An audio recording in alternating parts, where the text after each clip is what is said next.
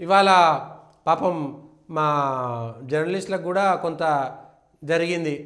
గుర్తింపు పొందిన అక్రెడిటెడ్ జర్నలిస్టులకు భూ కేటాయింపులు మొన్న సుప్రీంకోర్టు ఇచ్చినటువంటి ఇంటరీమ్కి సంబంధించినటువంటి తీర్పులో భూములు కేటాయించాలంటే భూములు కేటాయించరు, వీటిని రద్దు చేస్తూ సుప్రీంకోర్టు తీర్పు తీసింది. ఇవాళ సామాన్యులకు ఒకటి వీళ్ళకు మాత్రం ఎందుకు కేటాయిస్తారని 4-5 రాజశేఖర రెడ్డి కేటాయించినటువంటిది ఎమ్మెల్యేలు, ఎంపీలు, సుప్రీంకోర్టు, హైకోర్టు న్యాయమూర్తులు, అఖిల భారత సర్వీసులు, అక్రిడేటెడ్ ఆంధ్రప్రదేశ్ ప్రభుత్వ ఉద్యోగులు, జాతీయ అంతర్జాతీయ క్రీడాకారులు, సాంస్కృతిక రంగాల ప్రముఖులు వీళ్ళందరికీ కేటాయించినటువంటి వాటిని నామమాత్ర ధరకు ఎందుకు ఇస్తున్నారు? ఇవ్వాల్సినటువంటి అవసరం లేదు, సాధారణ ప్రజలకు ఇవ్వకుండా వీళ్ళకు ప్రత్యేకంగా ఎందుకు ఇస్తున్నారంటూ మరి ఇప్పుడు ఆ కేటాయించినటువంటి జర్నలిస్టులకు కేటాయించినటువంటి భూములు ఉంటాయా, రద్దు చేస్తారా, ఏం చేస్తారనేటువంటి అంశం పైన ఒకటి తీసుకోవాలి. ఇది ఒకటి.